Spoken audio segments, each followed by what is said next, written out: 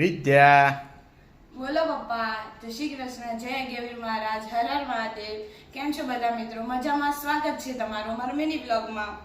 આવી જાઓ. આજ તો મમ્મી નહીં ત્યાં આપણે સવારનો નાસ્તો બનાવી દઈએ.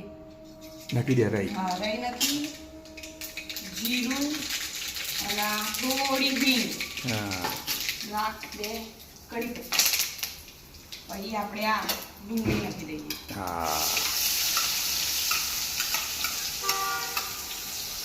બરાબર સાતરી લેવાનું.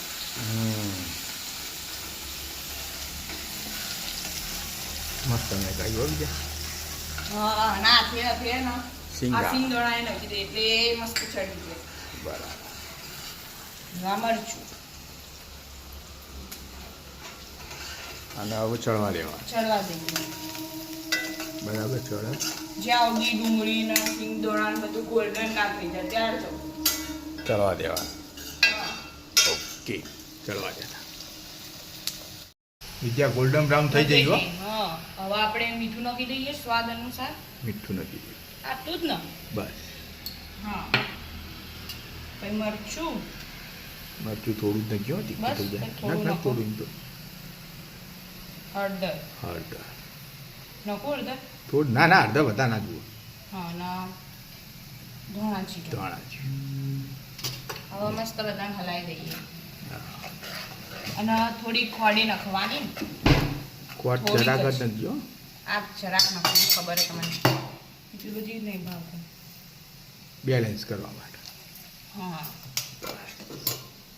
હવે હલાવી દઈએ. આ મસાલો થોડો ચડી રહે પછી આપણે આ પૌવા નાખી દઈએ.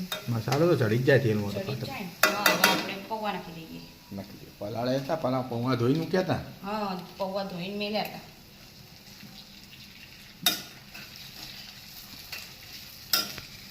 થઈ ગયા બટાકા પૌવા. રે, બટાકા નહીં ડુંગળી પૌવા. ડુંગળીના પૌવા. હા હા બટાકા પૌવા ચમ કહું ગયા હતા. ડુંગળીના પૌવા રેડી. રેડી થઈ ગયા. તા મમ્મી નહીં એટલે વિદ્યાર્થીને તકલીફ પડે. તકલીફ પડે, ખાસી પડે. હવે ભણવાનું હતું એટલે બેટા નકર તનિયાર મોકલો દો કોમ.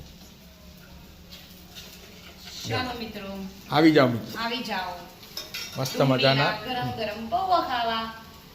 રાધે રાધે રાધે. રાધે.